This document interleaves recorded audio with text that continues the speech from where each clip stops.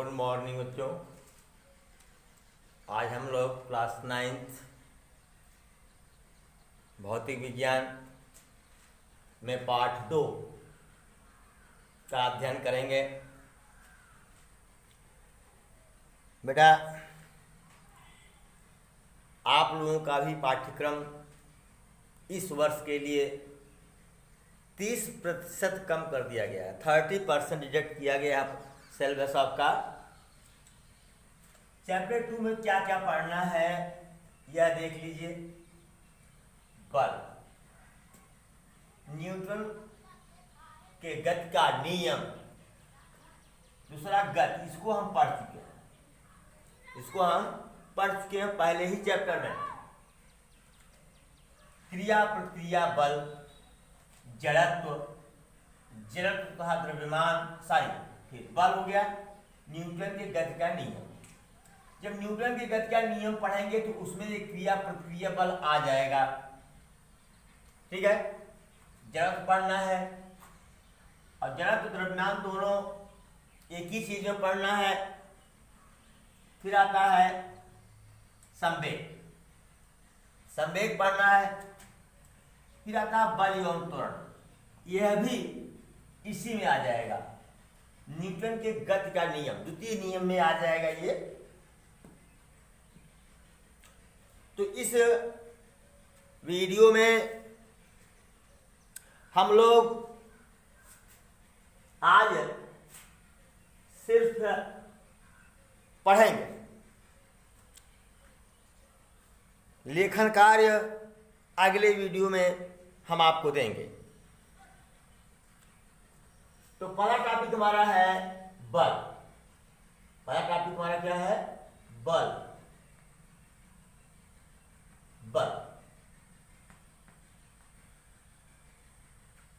बल क्या है? कहते हैं ना, उसके पास बहुत बल है, मेरे पास बहुत बल है, कहते हैं आप। तो बल है क्या चीज? बल से आप सिर्फ 2 काम कर सकते हैं। या तो किसी को धक्का दे दीजिए या किसी को खींच लीजिए। कोई भी काम, किसी चीज को उठाते हैं आप तभी ऊपर की तरफ धक्का देते हैं, किसी चीज को दबाते हैं आप तभी नीचे की तरफ धक्का देते हैं। धक्का या बल, ये 2 ही चीज है। ठीक है, तो बल की परिभाषा क्या बनती है जरा देखिए। पहले मैंने इस ब्लैक बोर्ड पर बल लगाया, ठीक है, इसको पुश किया, धकेला पीछे की तरफ, तो हो क्या रहा है जरा देखें। हो क्या रहा है? मेरा हाथ एक निकाय है, यह ब्लैक बोर्ड एक निकाय है। ठीक है, इस निकाय का बल किस पर स्थानांतरित हो रहा है? इस निकाय ब्लैक बोर्ड पर। ठीक है, अब ब्लैक बोर्ड भी मेरे ऊपर बल आरोपित कर रहा है। ऐसा नहीं है कि मैं ही केवल ब्लैक बोर्ड को ढकेल रहा हूं, ब्लैक बोर्ड भी मुझको ढकेल रहा है। ठीक है, या जैसे किसी चीज को मैं खींच रहा हूं, ठीक है, खींच रहा हूं तो वह भी मुझको खींचता है। लेकिन अगर मैं खींच रहा हूं, ठीक है, तो मैं अपने हाथ का बल किस पर लगा रहा हूं? ब्लैक बोर्ड पर। किस पर लगा रहा हूं? ब्लैक बोर्ड पर। चाहे इसको धकेलूं या खींचूं, दोनों स्थितियों में बल जो है क्या हो रहा है? एक निकाय से दूसरे निकाय में आरोपित हो रहा है। एक निकाय से दूसरे निकाय पर आरोपित हो रहा है। धकेल रहा हूं तो मेरे हाथ का बल ब्लैक बोर्ड पर आरोपित हो रहा है। खींच रहा हूं तभी मेरे हाथ का बल जो है ब्लैक बोर्ड पर आरोपित हो रहा है, लग रहा है। आरोपित होना मतलब लग रहा है। तो इसकी परिभाषा क्या बनती है? ध्यान से सुने। बल वह या सॉरी, बल एक धक्का या खिंचाव है। बल एक धक्का या खिंचाव है जो सिंपल भाषा में एक वस्तु से दूसरे वस्तु के ऊपर, एक वस्तु से दूसरे वस्तु के ऊपर आरोपित होता है। एक वस्तु से दूसरे बल के ऊपर आरोपित होता है, यानी एक वस्तु से दूसरे वस्तु पर लगता है। अगर वस्तु की जगह निकाय कर दें तो ज्यादा बढ़िया है। बल वह धक्का या खिंचाव है जो एक निकाय से दूसरे निकाय पर आरोपित होता है। ठीक, ये बल की परिभाषा हो गई जो आपके बुक में दिया गया है। एक बहुत प्यारी सी परिभाषा देना चाहता हूं आपको, बहुत प्यारी सी।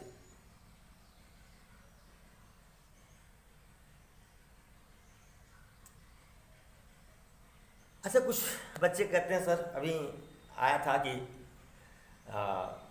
इंग्लिश मीडियम से हिंदी मीडियम में जा रहे हैं, थोड़ा सा वो प्रॉब्लम फेस कर रहे हैं। मेरे ही विद्यालय के बच्चे बता रहे थे, अभिभावक बता रहे थे, बच्चे तो नहीं, अभिभावक बता रहे थे, कल आए थे बरपुर से। तो लो इंग्लिश में भी सुन लो। फोर्स इज ए पुल, पुल माने खिंचाव, और पुश which applies आरोपित होता है from one system to another system, एक निकाय से दूसरे निकाय पर, या from one object to another object, एक वस्तु से दूसरे वस्तु पर।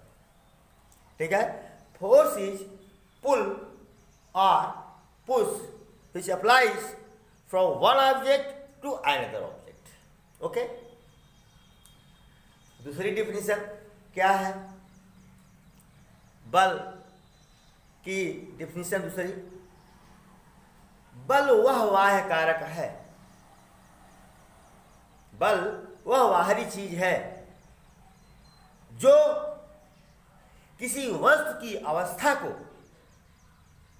या तो बदल देता है या बदलने का प्रयास करता है। ध्यान दीजिएगा, force is an internal agent which changes or tends to change position of an object. बल वह बाह्य कारक है जो किसी वस्तु की अवस्था को या तो बदल देता है या बदलने का प्रयास करता है।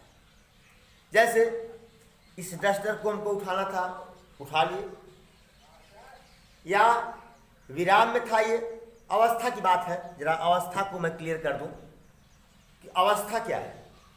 जैसे कोई विराम अवस्था में खड़ा है मेरी तरफ, आप मुझको धक्का दे करके या खींच करके गतिमान कर सकते हैं, ठीक है, या मैं चल रहा हूं, ध्यान दो वीडियो में चल रहा हूं, आप मेरे ऊपर बल आरोपित लगा करके मुझे विरामावस्था में ला सकते हैं या मेरे वेग को कम कर सकते हैं। ओके, यह है अवस्था। विराम अवस्था में हूं, आपने धक्का मारकर मुझे गतिमान कर दिया, गतिमान अवस्था में हूं, खींच करके मुझे आपने रोक दिया, ये है। लेकिन जरूरी नहीं है कि आपने रोक ही दिया, रोकने का प्रयास कर सकते हैं, आप रोक नहीं सकते। मुझको रोक लिए, कमजोर आदमी हूं ना, जाओ ट्रेन चल रही है, जरा उसको रोक लो, नहीं रोक पाओगे। रोकना भी मत कभी, हाथ जोड़ कर रहा हूं, कभी रोकने का प्रयास मत करना, तुमसे रुकेगी नहीं। प्रयास भले कर सकते हो, रुकेगी नहीं। या ट्रेन खड़ी है, उसको धक्का दे के आगे बढ़ा दो, क्या प्रयास कर सकते हो, लेकिन कर नहीं सकते। ठीक है, तो बल क्या है? बाह्य कारक है जो किसी वस्तु की अवस्था को या तो बदल देता है या बदलने का प्रयास करता है। ठीक, अवस्था मैंने बता दिया, विराम है, उसको चला सकता है या चलाने का प्रयास कर सकता है। गतिमान है, उसे रोक सकता है या रोकने का प्रयास कर सकता है। ये हुई फोर्स की डिफिनीशन। आप थोड़ा सा इसको दिमाग में बैठाएं कुछ सेकंड के लिए।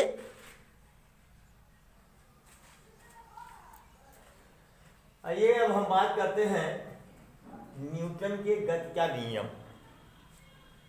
बेटा एक गति का नियम बहुत जल्दी जल्दी नहीं समाप्त करूंगा, पहला नियम बता करके मैं समाप्त करूंगा। न्यूटन गति के नियम, प्रथम नियम।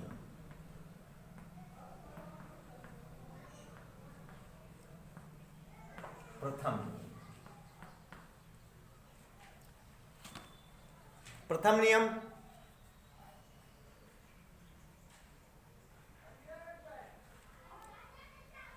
जो लिखा गया है बुक में, जो हमने पढ़ा, और पढ़ने के बाद बेटा बहुत कंफ्यूज रहा मैं, बहुत ज़्यादा कंफ्यूज रहा। अब कहो सर कैसे? मुझे याद है कि जब मैं क्लास 7th में था तब इसको मैं पढ़ा था। क्लास 7th में लिखा क्या गया था, या क्या लिखा गया है, या क्या नियम है, उस नियम को मैं आपको सुना रहा हूँ, बता रहा हूँ। बता क्या रहा हूँ, आप सामने रख रहा हूँ, बताऊंगा क्या? मेरा नियम तो है नहीं। अरे ये अध्यापक तो पत्रवाहक हैं, सूचना वाहक हैं। किताब से जो उनको सूचना मिली वही आप तक पहुंचा दिए। हम लोग गुरु थोड़ी हैं, गुरु अपनी चीज़ देते थे, हम लोग दूसरी की चीज़ को आप तक पहुंचाते हैं सिर्फ। तो सूचना वाहक है, अध्यापक क्या है? सूचना वाहक है। ठीक है, सूचना लेता है और सूचना आप तक पहुंचाता है, ठीक ना? हम लोग, आप लोग गुरु कह करके हम लोगों का सम्मान बढ़ाते हो, वास्तव में हम लोग न गुरु हैं न आचार्य हैं, हम लोग शिक्षक रह गए। अंधेरा हो रहा है बेटा, ब्लैकबोर्ड पर हो सकता है क्लियर ना हो, बादल गंभीर है। तो लिखा क्या गया था बेटा, टॉपिक पे आओ। क्या बताया गया है हम लोगों को? न्यूटन साहब ने क्या बताया है प्रथम नियम में? यदि कोई वस्तु विराम अवस्था में है तो वह विराम में ही रहेगी, या किसी सरल रेखा पर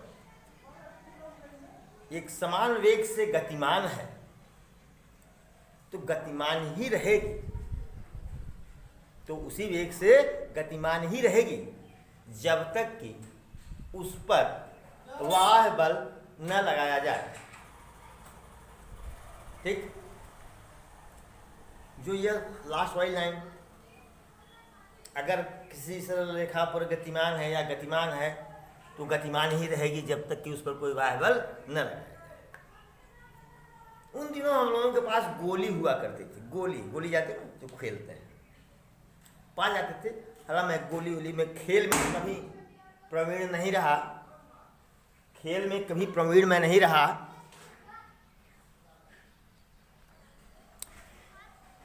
तो गोली को क्या किया, फर्श पर लुढ़का दिया हमने, कुछ दूर जा करके रुक गई गोली। हमने कहा अरे इसको तो किसी ने रोका नहीं, ये रुक क्यों गई? मैं अपने बचपन की हाल बता रहा हूँ, जब मैं 7वीं में पढ़ता था। बिजली तो आ गई थी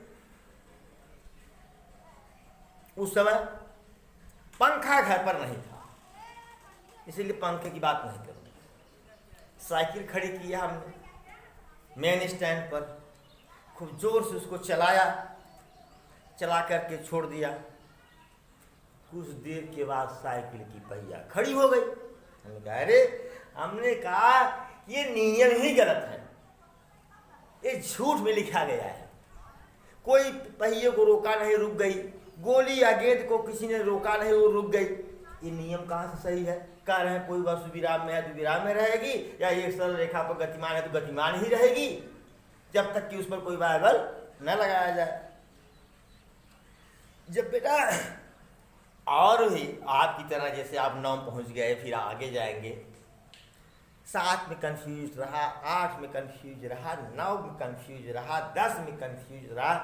शायद किसी के बताने में त्रुटि रही हो या मेरे समझने में त्रुटि रही हो। वैसे मैं ये मानता हूँ कि हमारे गुरुजन बताए, मैं समझ नहीं पाया, गलती मेरी रही। तो जब घर्षण शब्द मैं पढ़ा तो था, लेकिन उसको मेरा दिमाग अप्लाई नहीं कर पा रहा था उस घटना पर। तब मेरे समझ में आया, जब हमने गेंद को लुकाया तो देखने में तो कोई बाह्य बल नहीं लग रहा था, लेकिन उस पर एक बाह्य बल लग रहा था, घर्षण बल, और 2 घर्षण बल कार्य कर रहा था। 2 घर्षण बल कार्य कर रहा था। एक तो फर्श और गेंद के बीच जो घर्षण बल जो गति की विपरीत दिशा में कार्य करता है वह, दूसरा वायु और गेंद के बीच वायु भी घर्षण बल लगाता है। यही घर्षण बल ही क्या था? वायु बल था। और वायु बल ही हमारी गेंद को क्या कर रहा था? रोक रहा था। जब मैं कक्षा 7 में था रोक रहा था, लेकिन भाई ये तो दिखेगा तो है नहीं। बात समझ आई कि नियम सही मैं गलत। ठीक है, कहने का मतलब यह है, थोड़ा सा इंग्लिश मीडियम में फिर बता दो, विकल्प की बात है इसलिए।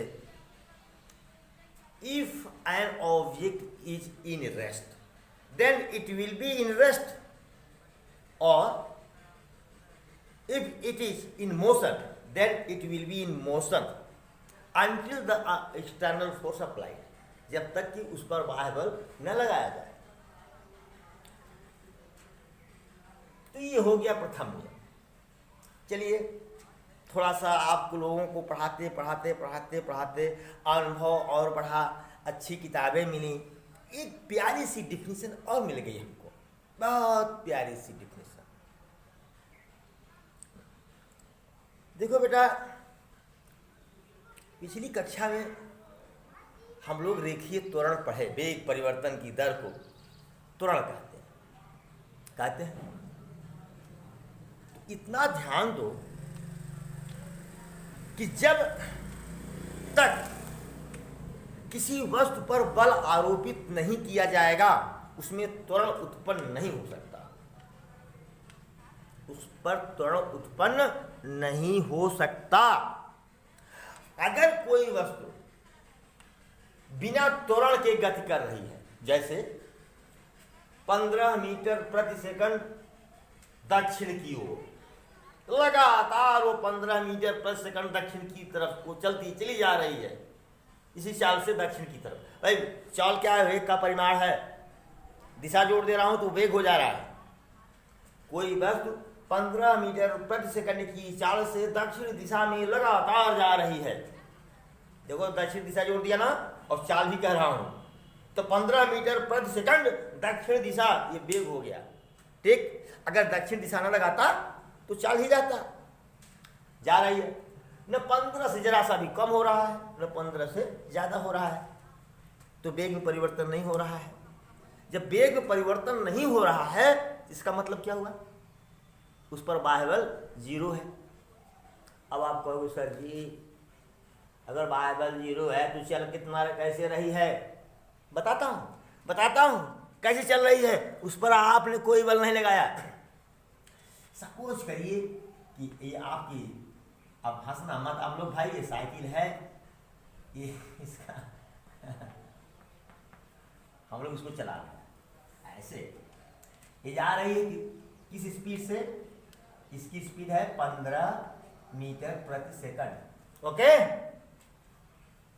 आप कह रहे हैं सर मैं पैडल से उसको चला रहा हूं, बल आरोपित कर रहा हूं। बिल्कुल बल आरोपित कर रहे हैं आप इस पर मान लीजिए कि 20 न्यूटन का बल आपने अप्लाई किया है इधर साउथ डायरेक्शन या राइट हैंड साइड। ओके, और यह क्या है? कांस्टेंट है, नियत है, ये बदल नहीं रहा है, नियत है, यानी त्वरण कितना इसका? 0। तो आप जानते हैं कितना बल लगा रहे हैं? आप उतना ही बल लगा रहे हैं जितना यहाँ घर्षण बल कार्य कर रहा है 15 न्यूटन का, सॉरी 20 न्यूटन का। ये पहिया और सड़क के बीच अगर 20 न्यूटन का बल लग रहा है तो आप 20 न्यूटन का ही बल लगा रहे हैं। तो अगर बल एक सदिश राशि है, बल क्या है? सदिश राशि है। तो अगर इसको हम प्लस लेते हैं तो ये क्या हो जाएगा? माइनस। तो +20 -20 कितना हुआ? 0। ठीक, तो आप बल कहाँ लगा रहे हैं? बल आप नहीं लगा रहे हैं, मतलब आपका जो नेट बल है, तुल्य बल जो है वो क्या है? 0 है। और साइकिल तो स्वतः चल रही है। साइकिल आपकी 15 मीटर प्रति सेकंड की चाल से दक्षिण की दिशा में स्वतः चल रही है। आप इसको चला नहीं रहे हो। क्यों नहीं चला रहे हो? आप तो उतना ही बल लगा रहे हो जितना घर्षण बल कार्य कर रहा है। अब घर्षण बल से जब अधिक बल लगाओगे, 21 Newton, 22 Newton, 23 Newton, 25 Newton, 30 Newton, 40 Newton, तब इसका वेग बदल जाएगा। जैसे ही आप इस बल का मान 20 न्यूटन से आगे आप बढ़ाए, इसमें वेग परिवर्तन हो जाएगा, मतलब त्वरण उत्पन्न हो जाएगा। जैसे अगर आप इसको एक 25 न्यूटन कर दिए, ये -20 तो कांस्टेंट है, ये -20 हमेशा लगेगा। अगर सरफेस, सड़क हर जगह एक समान है तो सड़क की जो सरफेस है, पृष्ठ है, उसका जो चिकनापन है हर जगह एक समान है तो ये 20 न्यूटन क्या होगा? ये कांस्टेंट होगा। जो घर्षण बल होगा वो क्या होगा? वो कांस्टेंट होगा। तो कितना हुआ? +5 Newton.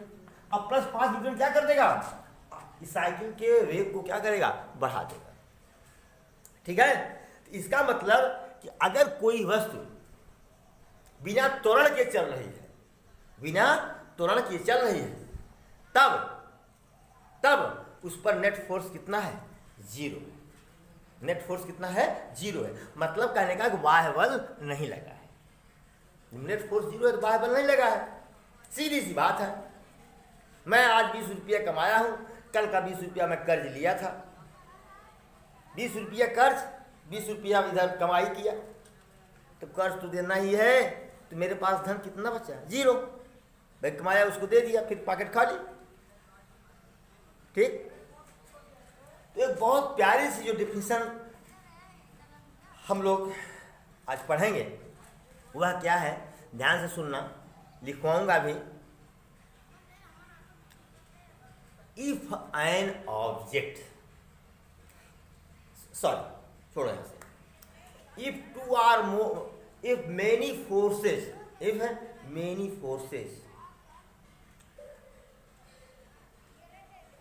are acting on an object is moving with unaccelerated motion, unaccelerated motion or in rest, then net force is 0। कुछ ऐसा ही एस.सी. वर्मा साहब ने लिखा है, मुझे पूरी तरह से याद नहीं है, लेकिन उसका जो निष्कर्ष है, समरी है, वो मुझे याद है। अगर किसी वस्तु पर कई बल कार्य कर रहे हैं और वस्तु विराम अवस्था में हो, या वस्तु त्वरण रहित गति कर रही हो, उसमें त्वरण न हो, उसका वेग क्या हो? नियत हो। त्वरण रहित का मतलब क्या है? कांस्टेंट वेलोसिटी, नियत वेग से जा रही है। अगर किसी वस्तु का वेग नियत है तो त्वरण क्या है? 0 है। ठीक, तो कहने का मतलब यह है कि अगर किसी वस्तु पर बहुत सारे बल कार्य कर रहे हैं और वस्तु एक समान वेग से गति कर रही है, या इसी को कह सकते हैं त्वरण रहित गति कर रही है। एक समान वेग से गति करने का मतलब त्वरण रहित गति करना, त्वरण रहित गति करना। किसी वस्तु पर बहुत सारे बल कार्य कर रहे हो और वस्तु या तो रेस्ट में हो, वेलोसिटी 0 हो, या वेलोसिटी क्या हो? नियत हो, तो नेट फोर्स क्या होगा? 0। नेट फोर्स क्या होगा? 0। चलिए ठीक है, अब हम इसको समझते हैं। इसको क्या करते हैं? समझते हैं। जरा रेस्ट वाला एग्जांपल लीजिए। रेस्ट वाला, ये कोई आपका ऑब्जेक्ट है, सपोज करो एक फोर्स इधर लग रहा है, ठीक इसी के अपोजिट एक फोर्स इधर 10 न्यूटन लग रहा है, इसके विपरीत डायरेक्शन में। ठीक, एक फोर्स इधर लग रहा है, ठीक 20 न्यूटन, एक फोर्स इधर लग रहा है 20 न्यूटन। ये दोनों बल एक दूसरे की विपरीत दिशा में कार्य कर रहे हैं और सबकी क्रिया रेखाएं क्या है, एक फोर्स ऐसे कार्य कर रहा है, इसी की क्रिया रेखा में एक फोर्स ऐसे है 15 न्यूटन, ये भी 15 न्यूटन। ध्यान दो, अगर ये +15 तो ये -15, सम कितना हुआ इसका 0। अगर ये +10 ये -10, दिशा विपरीत है 0, ये +20 तो ये -20। ठीक है, तो नेट फोर्स कितना हुआ इसका 0 हुआ ना। तो तुम खुद सोच के बताओ, क्या ये ऑब्जेक्ट मूव करेगा, नहीं करेगा, रेस्ट में ही रहेगा, ऐसे ही रहेगा। चलिए ठीक है, एक दूसरा लेते हैं हम। सोचिए ये ऑब्जेक्ट, अब मैं यहां घर्षण बल नहीं ले रहा, घर्षण बल नहीं ले रहा, या ले भी लेता हूं, चलो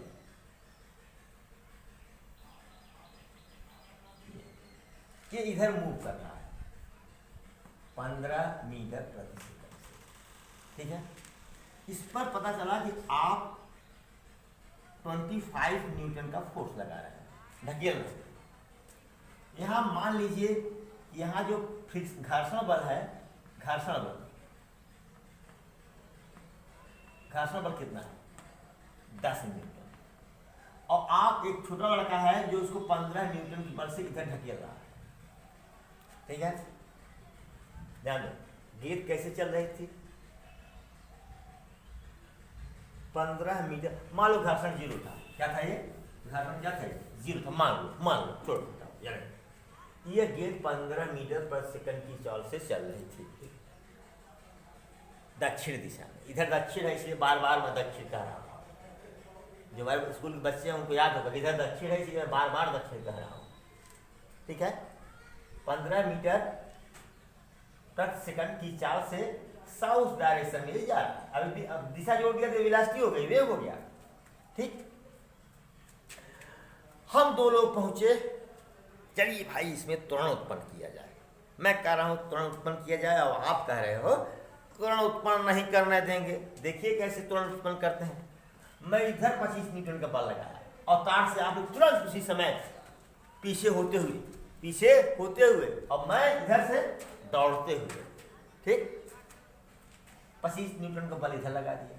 अब आप क्या किए, मेरे विरोध में 25 न्यूटन का बल इधर लगा दिया। तो अगर ये प्लस है और ये क्या है माइनस है, तो नेट फोर्स कितना हुआ 0 न्यूटन ना, बोलो 0 न्यूटन हो गया। तो क्या वेग परिवर्तित होगा, नहीं होगा।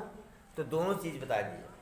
अगर किसी ऑब्जेक्ट पर कई बल कार्य कर रहे हों, ये भी न्यूटन का फर्स्ट लॉ है, ये फर्स्ट लॉ ऑफ मोशन, ठीक है, ऑफ न्यूटन।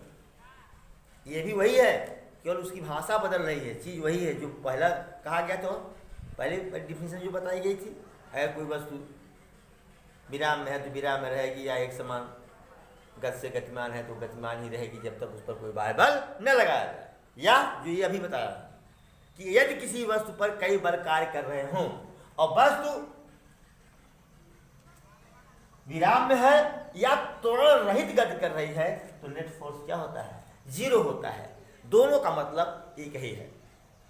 फिर अगली वीडियो मिलेंगे, आपको न्यूटन का सेकंड नियम बताएंगे, फिर थर्ड नियम बताएंगे, तब जाकर के आपको हम वो देंगे, क्या रिटर्न वर्क देंगे, इसी ब्लैक बोर्ड पर देंगे, आप आराम से उतार लेंगे उसको। Thank you so much.